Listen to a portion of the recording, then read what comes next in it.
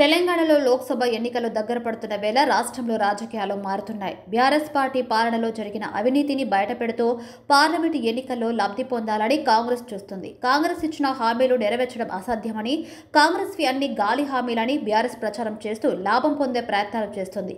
ఈ రెండు పార్టీలను నమ్మొద్దని, రెండు ప్రజల ఆశలను, ఆకాంక్షలను దెబ్బతీస్తున్నాయని, అందుకే పార్లమెంటు ఎన్నికల్లో బీజేపీకి ప్రజలు మద్దతివ్వాలని బీజేపీ ప్లాన్ చేస్తుంది. ఈ రాజకీయ వేడి మధ్యలో కాంగ్రెస్ ప్రభుత్వం ఏం నిర్ణయం తీసుకున్నా, ఏం చేయాలన్నా బీఆర్ఎస్ తీవ్ర స్థాయిలో విమర్శిస్తుంది. ఈ మేరకు కాంగ్రెస్, బీఆర్ఎస్ పార్టీల మధ్య మాటల యుద్ధం జరుగుతుంది. ఈ నేపథ్యంలోనే కాంగ్రెస్ ప్రభుత్వంపై సీఎం రేవంత్ రెడ్డిపై బీఆర్ఎస్ నేత మన్నె క్రిషాంక్ సంచలన వ్యాఖ్యలు చేశారు. ఆంధ్రప్రదేశ్ మాజీ ముఖ్యమంత్రి చంద్రబాబు అడుగుజాడల్లోనే తెలంగాణ ముఖ్యమంత్రి రేవంత్ రెడ్డి నడుస్తున్నాడని విమర్శించారు. సీఎం రేవంత్ రెడ్డి పెద్ద మోసగాడుగా అభివర్ణిస్తూ మోసపూరిత కంపెనీలు తీసుకొచ్చి నాశనం చేయాలని చూస్తున్నారని మండిపడ్డారు. తెలంగాణకు అవసరమైన ప్రాజెక్టులను లాక్కోవడానికి కాంగ్రెస్ ఆలస్యం చేస్తుందని మన్నె క్రిషాంక్ ధ్వజమెత్తారు. మూసీ రివర్ ఫ్రంట్ డెవలప్మెంట్ ప్రాజెక్టును సింగపూర్కు చెందిన మెయిన్ హార్డ్ గ్రూపుకు అప్పగిస్తూ రాష్ట్ర ప్రభుత్వం తీసుకున్న నిర్ణయమే రాష్ట్రంలో జరుగుతున్న కుంభకోణాలకు ఉదాహరణ అని వివరించారు. టీడీపీ హయాంలో మెయిన్ హార్డ్కు అత్యధిక ప్రాధాన్యత లభించిందని ఆయన అన్నారు. ఇది చంద్రబాబుకు మేలు చేకూర్చేందుకు అందుబాటులోకి వచ్చిందని ఆరోపించారు. ముఖ్యమంత్రి రేవంత్ రెడ్డి కూడా అదే బాటలో పయనిస్తున్నారని విమర్శించారు. దర్యాప్తు సంస్థల విచారణలో సోదాలు జరిపిన కంపెనీలకు మాత్రమే కీలక ప్రాజెక్టులు ఇప్పిస్తామని గతంలో సీఎం రేవంత్ రెడ్డి అన్న మాటలను గుర్తు చేశారు. ముఖ్యమంత్రి మొదట అవినీతి పరుడైన గౌతమ్ అదానీతో చేతులు కలిపి ఆ తర్వాత నకిలీ గోడి ఇండియా కంపెనీతో వ్యాపారం చేస్తున్నట్లు ప్రకటించారు మన్నె క్రిషాంక్. మనీ లాండరింగ్ కేసులో పరారీలో ఉన్న మెయిన్ హార్డ్కు మూసీ రివర్ ఫ్రంట్ ప్రాజెక్టును ఇవ్వడానికి ముఖ్యమంత్రి ఆసక్తిగా ఉన్నారన్నారు. ఈ బృందం జార్ఖండ్లో కుంభకోణానికి పాల్పడిందని, పెట్టుబడిదారులను మోసం చేసినందుకు పాకిస్తాన్లో విచారణను కూడా ఎదుర్కొంటుందని తెలిపారు.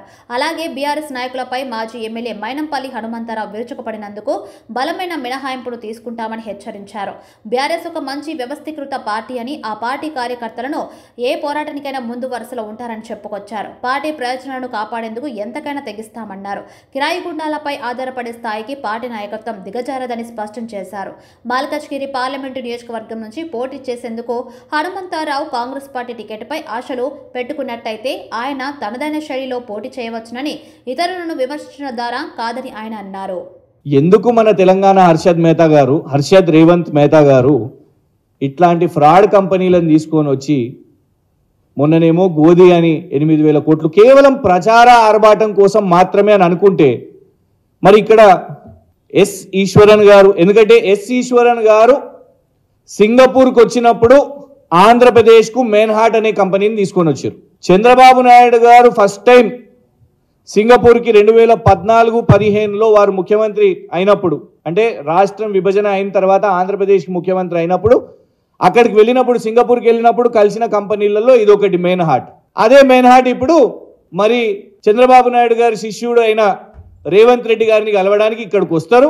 వీరేమో ఆల్రెడీ ప్రచార ఆర్భాటంలో చాలా ప్రసిద్ధిగాంచిన సంస్థ, చాలా పేరున్న సంస్థ, వాళ్లకు మనం మూసీ నది కార్యక్రమము మొత్తము పరిశుభ్రత చేయడానికి దాని ప్రాజెక్టు అప్పజెప్పేస్తాము అని, ఎలాంటి టెండర్ లేకుండా అని ప్రకటనలు, లుకౌట్ నోటీస్, అంతర్జాతీయ క్రిమినల్కు 3,000 కోట్లు ఎగవేత చేసిన క్రిమినల్కు ముఖ్యమంత్రి గారు పక్కన కూర్చోబెట్టుకొని సమావేశాలు ఏర్పాటు చేసి మరి ఏం చేసే ప్రయత్నం చేస్తుర్రో కాంగ్రెస్ ప్రభుత్వం చెప్పాల్సిన అవసరం ఉన్నది. ఇట్లాంటి ఫ్రాడ్ సంస్థలకు తెలంగాణను దారదత్తం చేయడానికి ఎవరు కూడా సహించరు. మొన్న గోధి విషయం మీద కూడా మౌనం వహించారు, సమాధానం చెప్పలేదు.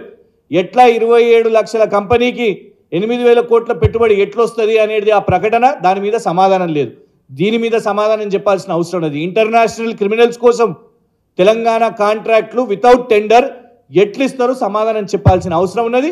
కేడీలకు తెలంగాణ సచివాలయం ఎందుకు ఎంట్రీ వస్తుంది, ఎందుకు ఆడియన్స్ ఇస్తున్నారు, ఈ కంపెనీని ఎందుకు ఎలివేట్ చేస్తున్నారు, దీని వెనుక కమిషన్లు ఉన్నాయా అనేది ఇవాళ సమాధానం చెప్పాల్సిన అవసరం ఉన్నది.